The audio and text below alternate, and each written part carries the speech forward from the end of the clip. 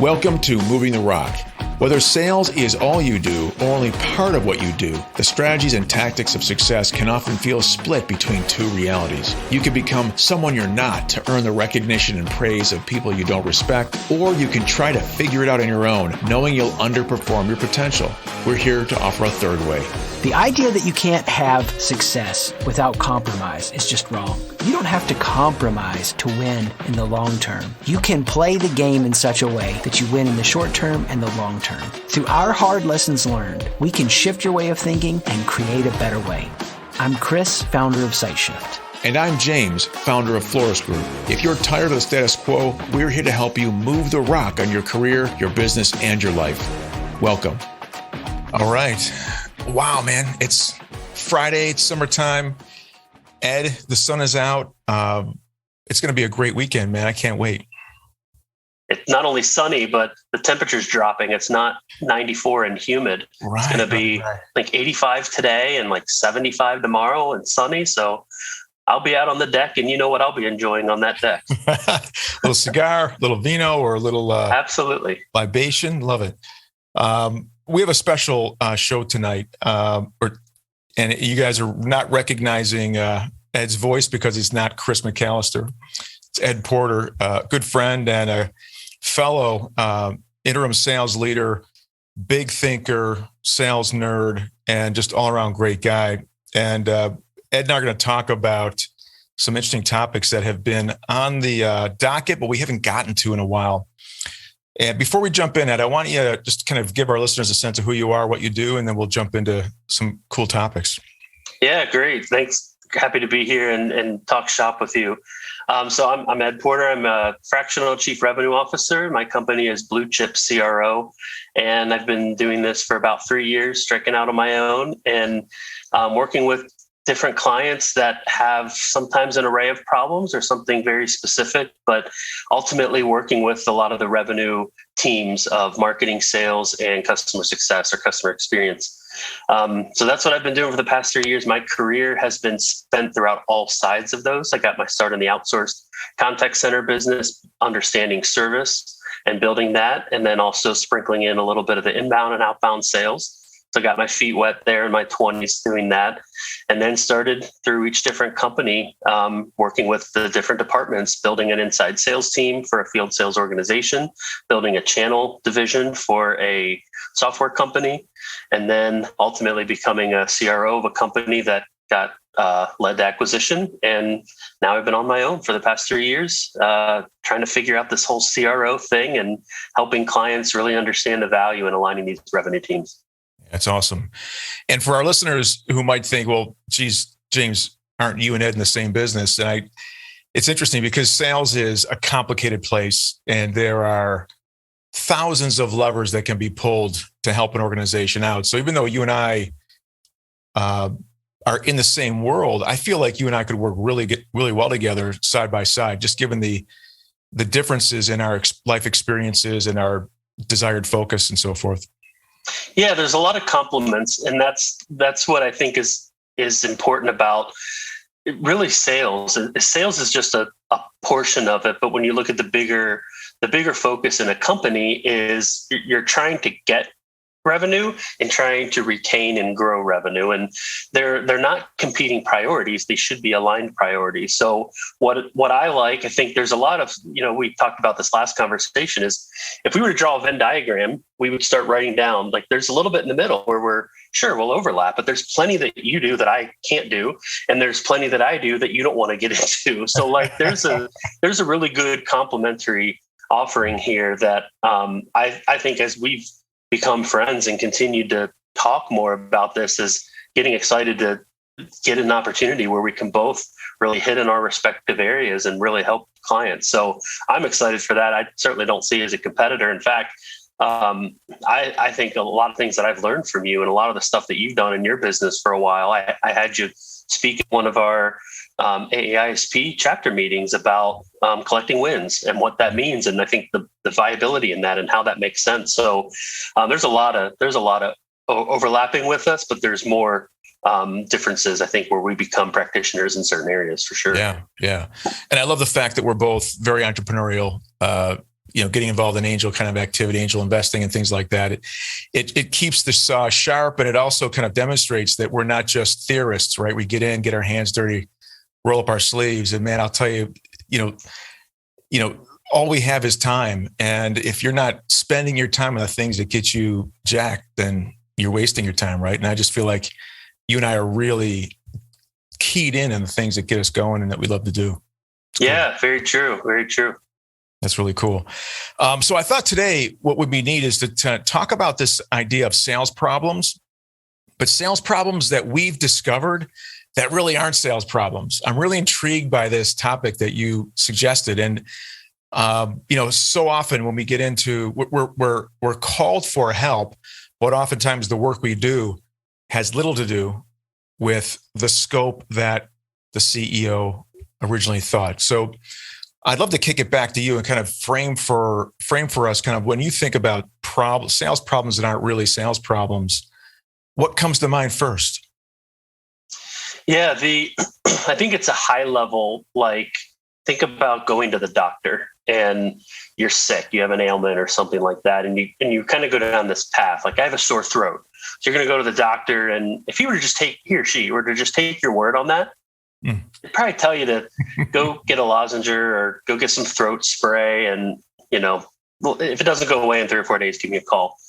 But what they're not really seeing is if they don't ask the right questions, what they're not seeing is that you have a stuffy nose and it's probably you got some drainage going on, and that's what's causing the sore throat. So maybe you have an infection, and maybe that infection needs treated with an antibiotic. So there's a whole different prescription based on what, you go and present a problem with. And that's very similar to most, if not all of my engagements over the past 3 years has been clients saying, I've got a sales problem or a sales opportunity. And either one is very valid of here's something that I need help with, and it's in sales.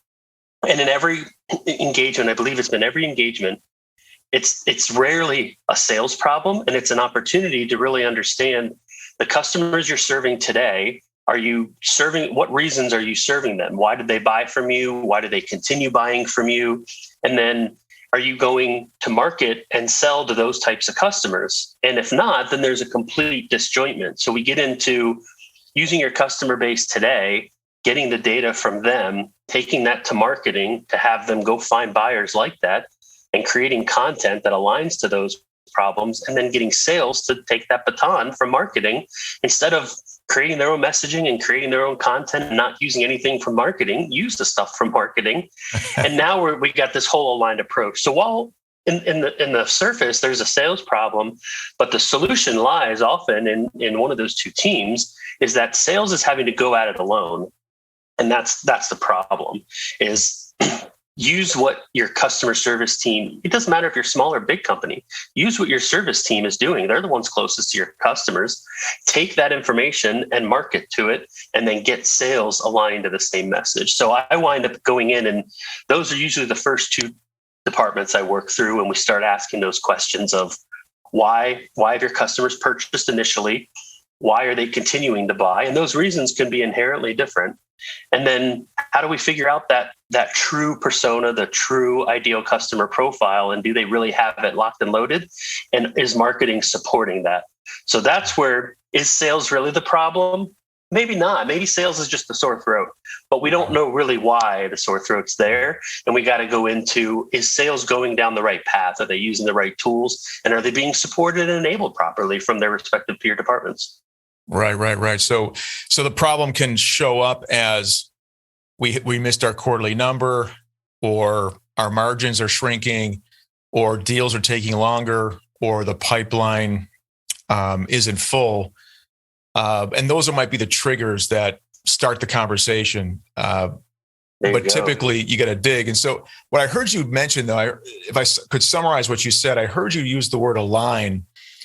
And everything you said after that seemed like it was really about, in the example you gave, focusing on the alignment between sales and marketing, customer success. I would think even the product service team, right? Because you can't sell something for more than it's worth, right? So you've got to bring a product service package to market that solves a problem. So if you've got a revenue issue, as the diagnostician, it sounds like you would look for all those typical points of alignment that you would expect to see, and then look for areas where there's that misalignment and that miscommunication. And that typically will give us a clue as to where to start looking, where to dig deeper.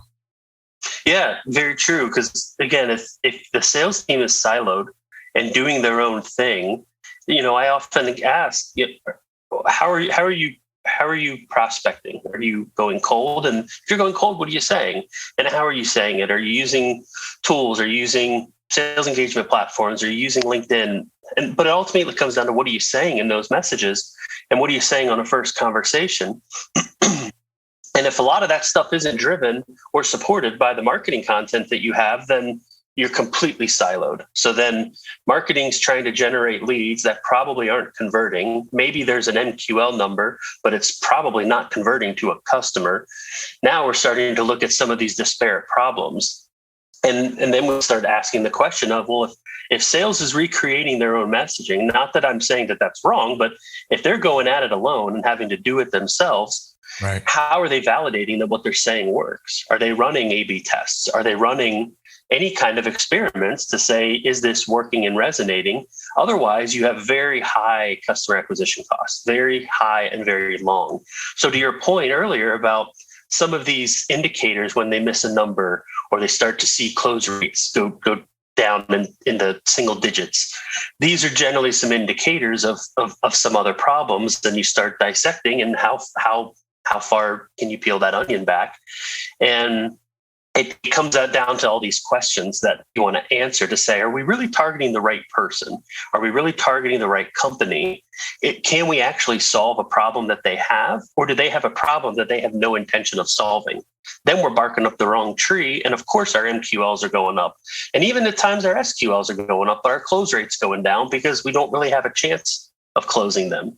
Or the ones we are closing, again, are they buying from us once and then leaving? Or are they buying from us over and over again? Those are two different indicators that give us an idea of, how do we profile that better? How do we ask those questions on discoveries or throughout the sales process and get into things like that? So we're really needing information from all of our respective departments to be able to really solve this sales problem. And it's not just somebody, a VP of sales that can think on their own and do for themselves. It's not just operating in this silo. And it really has to come down to why we're doing the things we're doing and getting rid of the whole, we've all done it that, or we've always done it that way. Well, it's interesting. So it can start off with a revenue challenge that looks like a sales problem because we're seeing it, and then it can just spread once we look. So I guess to summarize what you're talking about, a revenue problem or a sales problem could be alignment, as we've talked about already, but it sounds like it could be this idea that, this siloed example that you've talked about, where marketing is operating on their own, sales is operating on their own.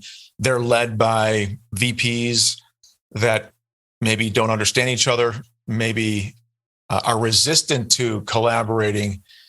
And so it could be that silo challenge. I guess I'd love to dig deep into this. What is it how common is that silo challenge for our listeners? There may be VPs and there may be CEOs who are listening to this saying, shit, that sounds like my company.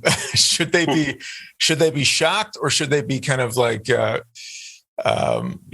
feel like they're just part of a larger club when it comes to the existence of siloed sales and marketing organizations?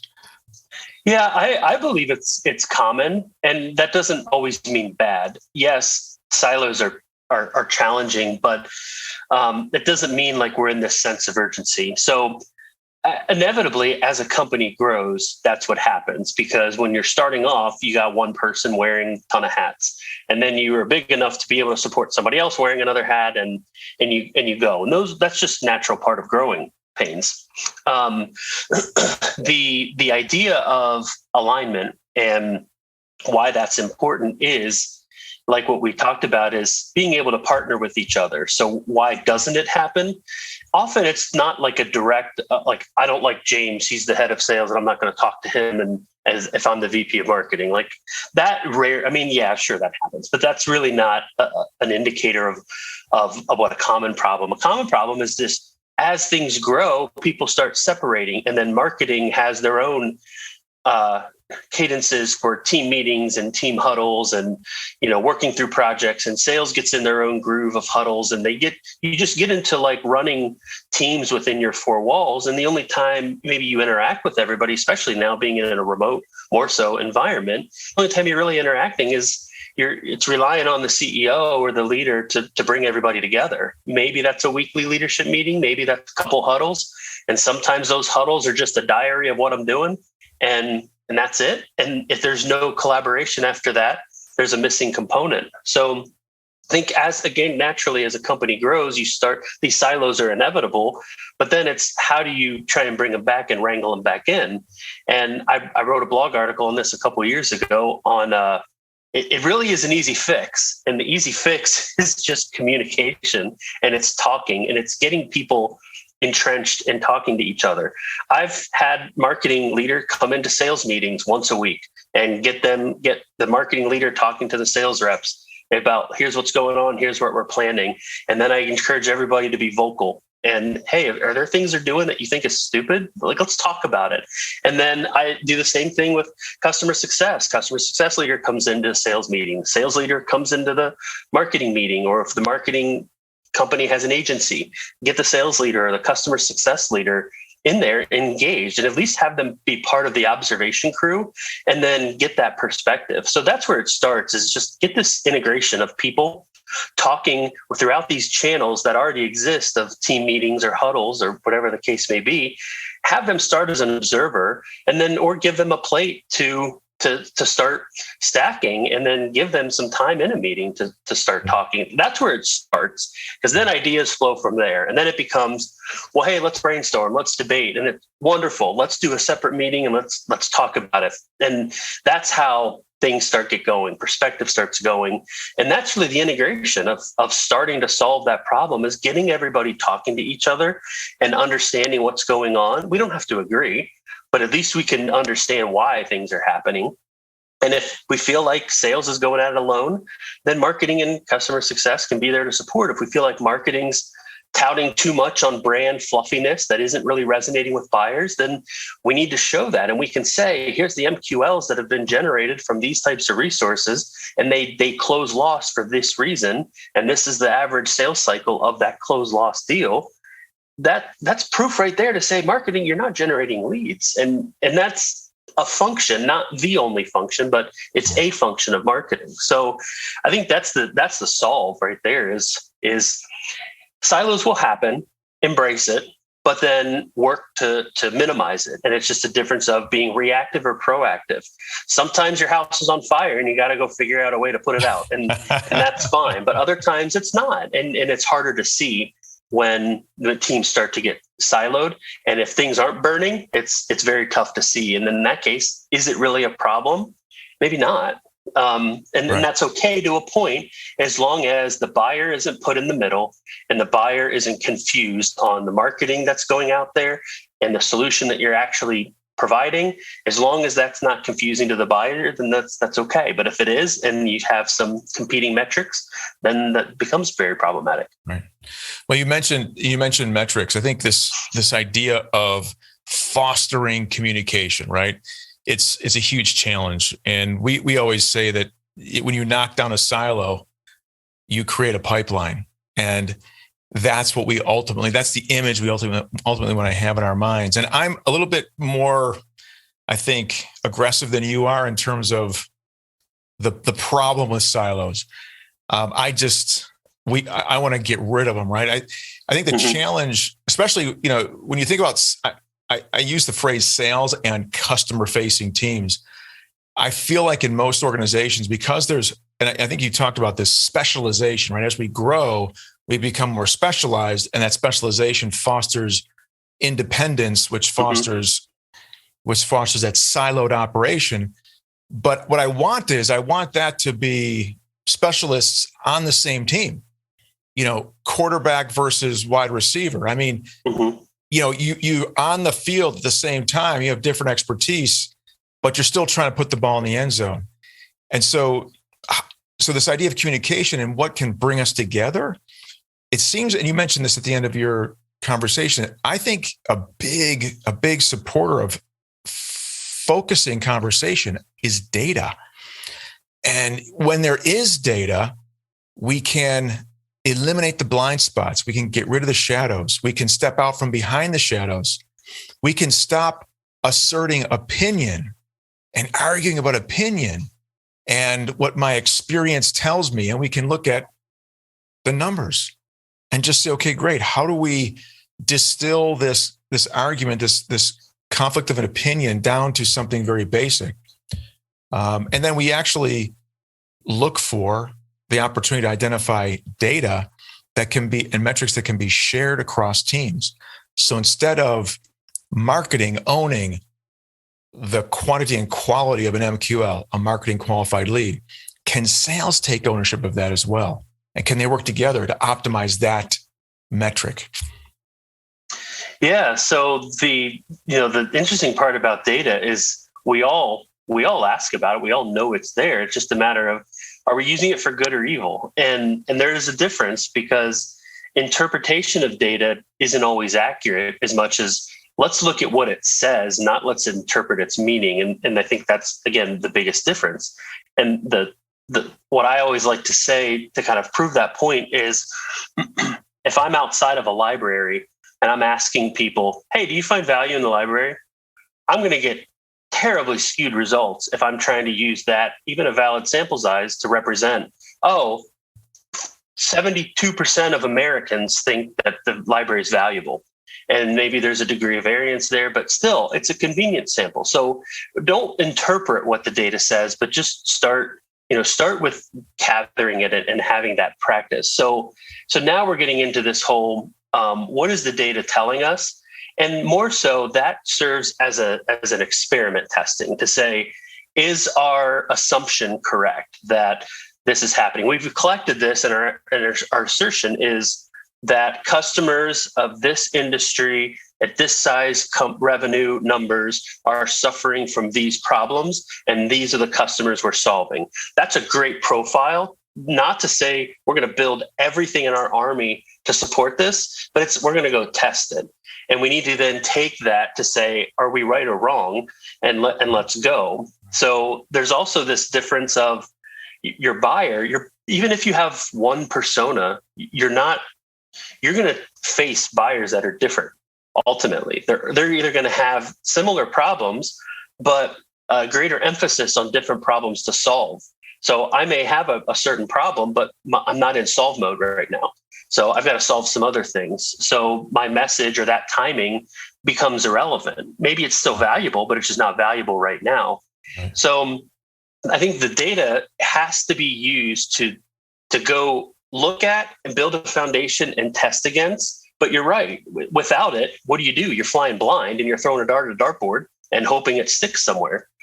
So I think you're right, is we all are in this data mode. We're always, and data is somewhat subjective because, it's finite, but also think about how the reliance on reviews and consumer reviews, G2 crowd, business reviews, software reviews, like we're very keen on reviews. Well, it's a data point for us. So we're trying to use that as validation, or are there oh shit moments that I don't know what to expect? We're using that as a data point and to make a decision. So there's other pieces of data. And now you start looking at, we talked about this earlier about pipeline. So when you start looking at close rates start shrinking. Well, why?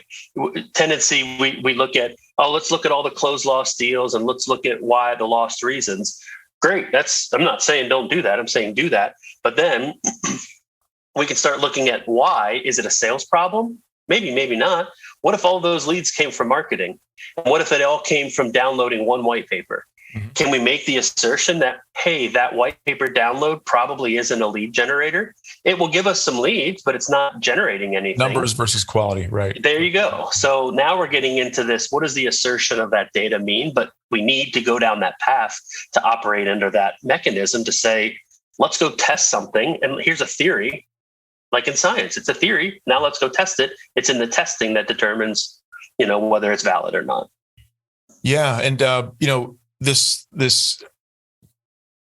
topic of data is really important to me because oftentimes when I go into a sales organization,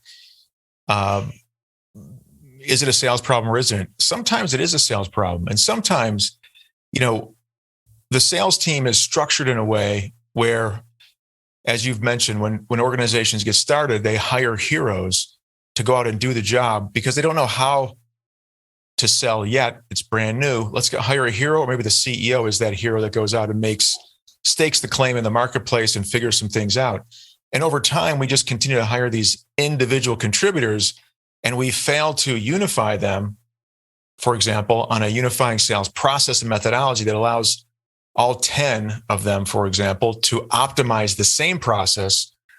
Instead of doing that, they're now individual contributors, all making the same mistakes, all optimizing their own individual process. And then what happens in that environment, there's no reason for those individuals to update their CRM, for example. Why should I? I don't want to, I'm competing now against all the other folks on my sales team. I don't want to give away my process for selling. Whereas the team that's working together, they're all incentivized to contribute to the CRM, because the more they contribute, the more they can learn from each other, and it has a multiplier effect. And so, just in that example, a sales problem that is a sales problem is this idea that there is data that's not being captured. We're not understanding the questions that we're asking the client, buyer, or the buyers, and then we can't transfer that knowledge back to marketing. So sales complains that marketing doesn't understand what it's like to be belly to belly with a customer. They're not helping me get more qualified leads. Well, how about you, sales? Are you capturing the data that's allowing marketing to make good decisions and continuously improve how they're targeting on your behalf? Yeah, that's a great point. So when you get into that, where sales can very easily be the problem, is down that path of simply knowing, why do you win deals? Why do you close deals? Or why do you lose deals? Mm-hmm. So those are the first two, like at the very top of this decision tree, is understanding the why behind all of those. And in order to answer that, you need to be able to go under a microscope and look at each deal. And there's a lot of attribution there to figure out things like, now we're looking at, where did the lead come from? Or is it like what you said? Is it even all documented? There's plenty of times I've seen deals closed and it goes hands over to an implementation team, and the implementation team has nothing to go on. And it's like, where is any of the notes or any of the documents, any of the thing? Like, we just know a customer wants to buy, but we have no idea what you talk to them about. Where is that documented? And sometimes that's shame on the salesperson, and sometimes it's shame on the company for not creating the best user experience, because salespeople are only going to use, people in general are only going to use tools that they see value in. So if they're not getting value in it, then just like what you said, is why are they going to do it? Why are they going to give away the sauce? Why are they going to take the extra time to do administrative work and fill out Salesforce fields and things like that? So there's this line between making it easy for the person to administer, but then also making it easy to extract the data so we can answer those questions. Why do we win? Why do we lose? Then you get into data points like sales cycle. Is that vary by product if you have multiple products? And starting to look at close rates by sales cycle. So do you have better win rates in 30-day or less sales cycle, or do you have better win rates in 9-month sales cycles? So trying to understand that time. And the other things you can start asking yourself is, how many interactions does that take? So if it's a 9-month deal, is that one discovery call and one demo, and then they sat on it for 7.5, 8 months, and then they close? Or is there other stuff going on? Do you have a buying committee? Are there 5 people that are decision makers and you have to have calls with them? Are you flying out to a customer's location to be in a boardroom? A lot of these things, when you start looking at this data, to start asking, why do we win deals? Why do we lose deals? And then figuring out those inputs. This is the whole part of the process, which you were just talking about, is how do we understand how we work with a potential buyer? And we can very easily come up with a process, but that's our process. Is it fair to take a prospect through our process every single time? That probably doesn't align with their buying process. So now we got to have these audibles in place, and we got to be able to adapt to the defense. And more complication. Yeah, it's a heck of a lot more complications. But ultimately, the foundation there is You're using the data and having reasons why, and then figuring out what are the reasons why we do certain things. How do we conduct a discovery call? What is a discovery call? Right. How do we conduct the demonstration? Why do we conduct it? Who do we conduct it with? How do we facilitate that discussion? How do we present a great conversation that's not just feature benefit driven? So these are all like the whys behind it. And in this, you have the lone wolf sales reps out there that are going to do their own thing. And again, we kind of get into this whole, how big of a problem is that? And it can be problematic. So that's the whole idea of like, how do you hone everybody in, and how do you build a consistent process so that at least you have the foundation, and then each person can bring their particular sprinkle onto the talent of how do they execute those conversations, and how do you build those relationships? Those are soft skills that are very tough to put in a playbook. Yeah. And they're tough to put in a playbook, but you can't get there unless you take that first step. And I think that's an interesting realization to a lot of heads of sales, a lot of CEOs.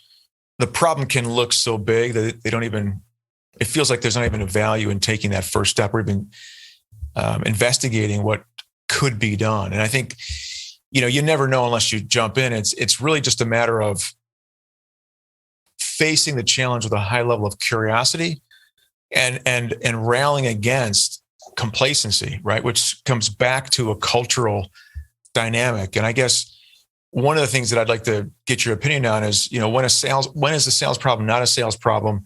I think a lot of the stuff that we're talking about, silos, communication, what's in it for me, do we work as individual contributors or do we work as team members? A lot of this is an outcome of the culture that's created inside the enterprise. And this is not, it may or may not be just related to sales.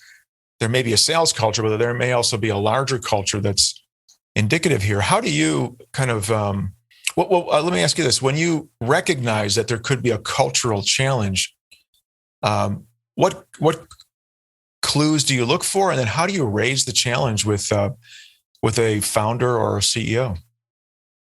Yeah, this is a real tough one. I don't know that I'm the best person to answer this. I'm going to speculate a little bit, but I found myself kind of starting out working with different clients is that I often didn't have the tough conversations that I needed to have. I was really more focused on, I guess, trying to be peaceful and try to I'll give my opinion. And then if you say no, then, I'll move on and go away. And I think I was trying to do that in the spirit of, okay, I don't want to be controversial. I don't want to be hard to work with because that may impact my ability for you to renew your engagement with me. So there were a lot of fears there that I probably I was a little too mild. And now I'm certainly not there yet, but I'm getting there in trying to think of this to say, I have a duty to my client to be passionate about why I'm doing things and why not, and to point it out. I'm not trying to tell you have an ugly baby. I just want to tell you steps that you need to fix to solve a problem. I'm not saying you made a bad decision in the past, but there are better ways to handle things, or especially change. Sometimes it's easy as letting somebody go, and sometimes it's not. Coaching is very tough. It's not easy to get somebody to change. You know this, James, being in the several professions that you've been in, you understand change is tough. Yeah. So I think that's where I've started to come from the perspective of, I have a duty to the client to talk about it and to talk importantly about it, and then to have a pretty good opinion and try to remove emotion and outcome out of it. So that's kind of where I'm at right now. How do I do that? I would say I'm still learning. I've let emotions get the better of me to a point where with one client, I said, you know what, I'm probably just not the person for you, and we should probably part ways. And in hindsight, I probably shouldn't have taken it to that point. But it's a tough thing when you each have your own agenda.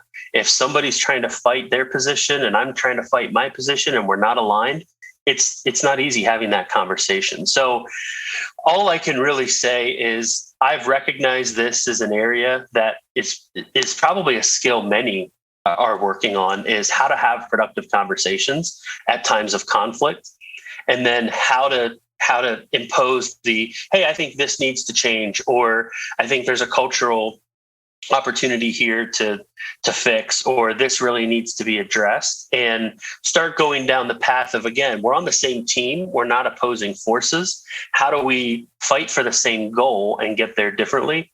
So that's a little bit more of a maybe roundabout way to answer that question, but it is tough being in the advisory role that you tend to be in as whether it's a consultant or services arrangement. Is, at some point you're needing to take action, and either the client's going to do it or they're not. And this kind of goes in part with what you and I've talked about before about it doesn't make sense in some engagements to do rev share programs. And in many cases, I don't like it, because what happens if I give you 15 things to do and you don't do it? Now I'm on the hook, and now it's my income that suffers as a result. So that's a little bit about kind of how to poke the bear a little bit, and how I've failed in that in the past, and some of the things that I'm working on to get better. Because it is. We're always still learning. Again, I think one of the areas I could probably learn a lot from you on is how to have those productive conversations, right? That's an area that is in sales. It's in negotiation. How do you have a negotiation and disassociate from the emotion? And it's tough. Yeah, it is tough. And what's interesting about this that you bring up for me when you talk about this idea of being an advisor, the first thing I try to do is I find that, like you, I lose my effectiveness when I lose my passion. And I had a very wise client during the COVID years. That was a tough time. We lost about 75% of our clients on March 12th. Yeah. I remember the day. Everybody called me the same time, right? And so it was a sensitive time. We were okay as a business, but as the founder of the business, you take that personally, right? People are leaving, even though you understand why. It's still an emotional thing. And I think I lost my edge a bit. And I had a client tell me, "Look, James, we're not paying you to be nice. We expect the push. We expect the pushback." And I snapped out of it. And I from now on, what I do is I let my clients know that I recognize that I'm in an enviable position, right? I have 5, 10, 20 other clients I can rely on. So I can come into your business and I can give you the truth. And if you don't like it and you can me, it's not going to kill me. But if you as an employee tell your employer the truth and they don't like it and they can you, that might make you feel real vulnerable, right? So that's true. Yeah. I recognize the vulnerability. So I kind of share that. And then there's the biggest thing that I have found that brings people who are arguing, who are in conflict together to solve something together. Usually the conflict isn't about an argument over what the problem is. Usually the argument is arguing what the solution should be. Yeah, you're right. And the reason the solutions don't align is because they haven't aligned on the problem. So it's just like you've talked about from a sales perspective. When we sell, we can't present our solution until the client and I agree on what the problem is. What problem are we trying to solve inside your business?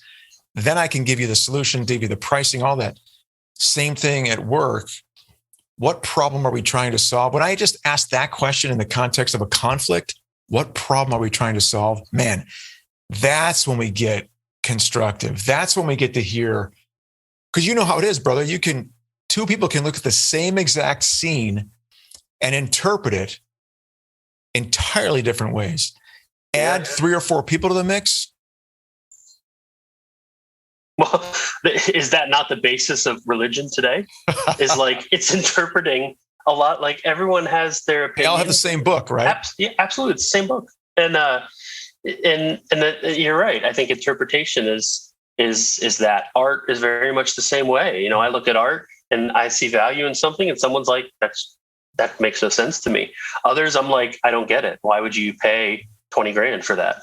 So I think interpretation, you're right, is you can both be given the same thing, and everyone has the different interpretation. And this proves a lot of what I see in data is data. Everyone says you can't argue with data. Absolutely, you can. Oh yeah, you absolutely can. Numbers always lie. And you should. Numbers lie and people lie, unfortunately. So, so I think that's part of the interpretation of peeling that down a layer and just getting back to the root of saying the same thing, is aligning on what are we trying to solve. And let's get granular. You may need to peel that onion back a little bit, but get granular into what are you trying to solve, and then spend the time debating on the solution, because nobody has a crystal ball.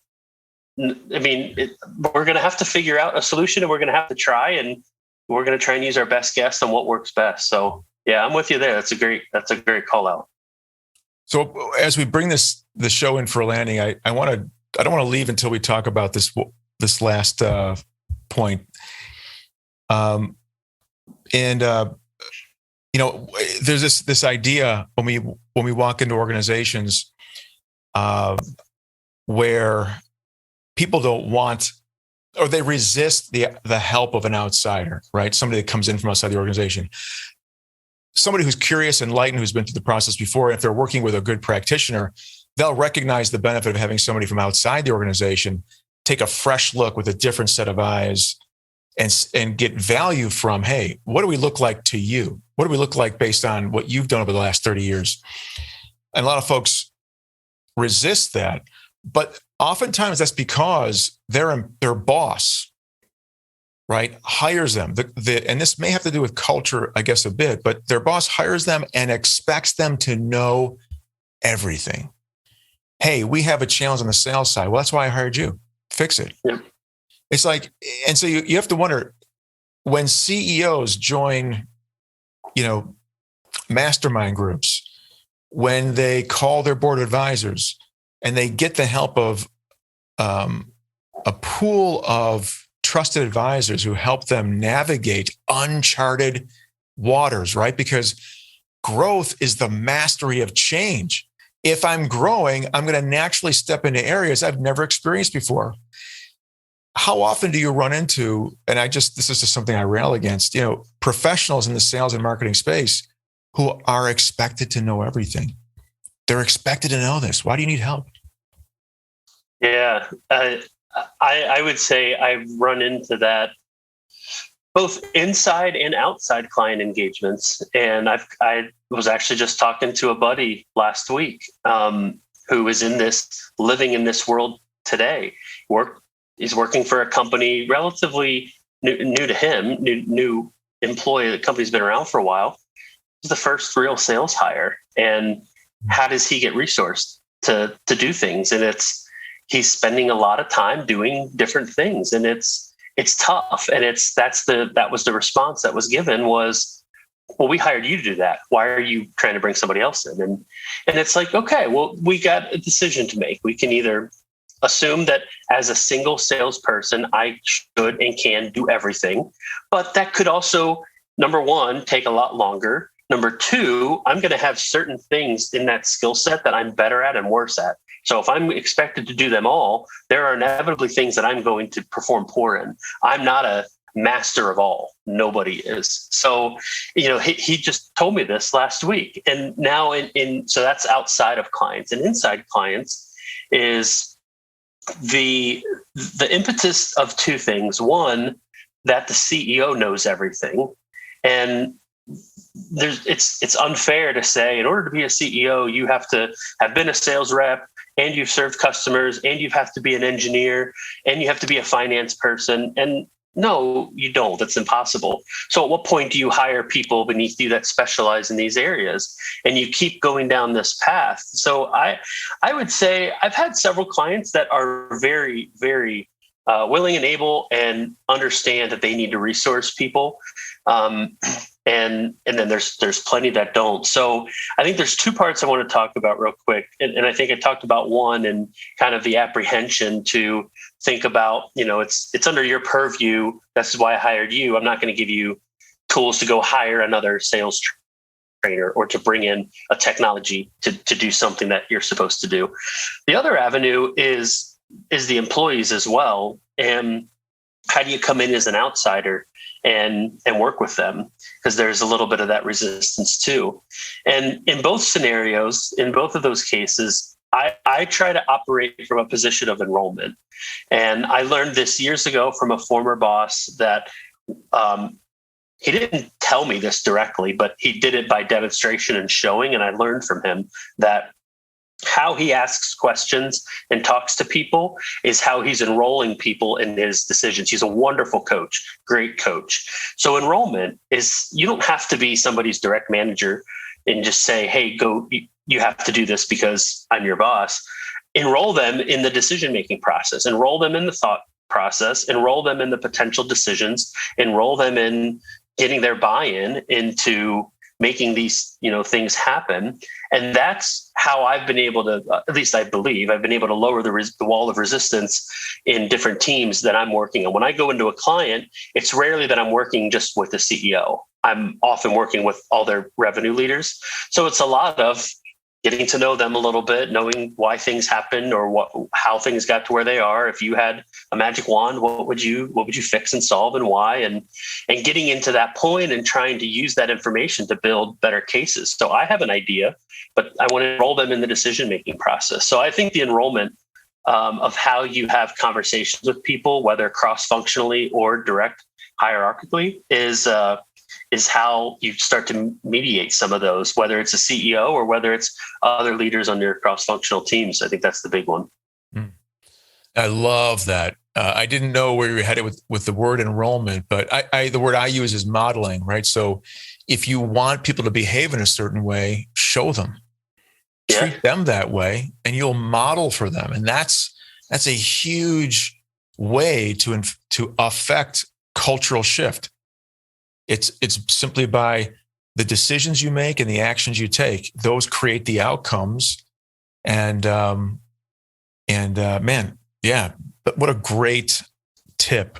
This idea of enrolling people into the process, the methodology, the paradigm that you want to exist, the cultural imperative that you want to put in place.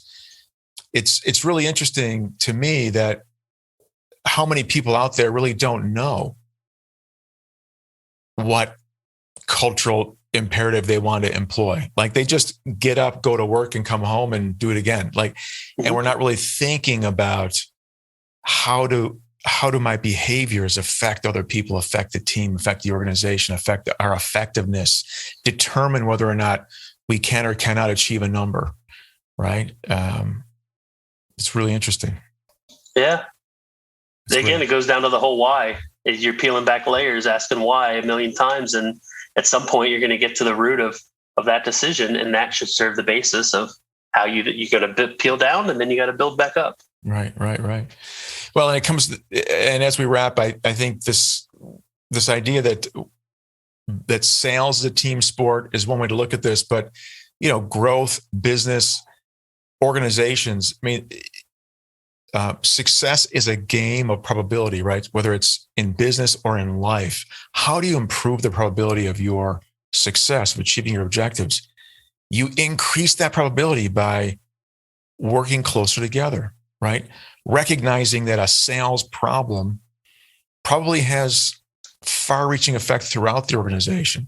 So why don't we all look at the problem and take ownership of the problem, and then all look for a way that each of us can contribute to a solution and kind of multiply the impact of that effort. Love it, man. Well, I'll tell you what, we're gonna have more to talk about. This has been a longer show than normal, but I'm glad we took the time to do it. I look forward to our next conversation, Ed. Absolutely. Thank you for the time. Thank you. Thanks for listening.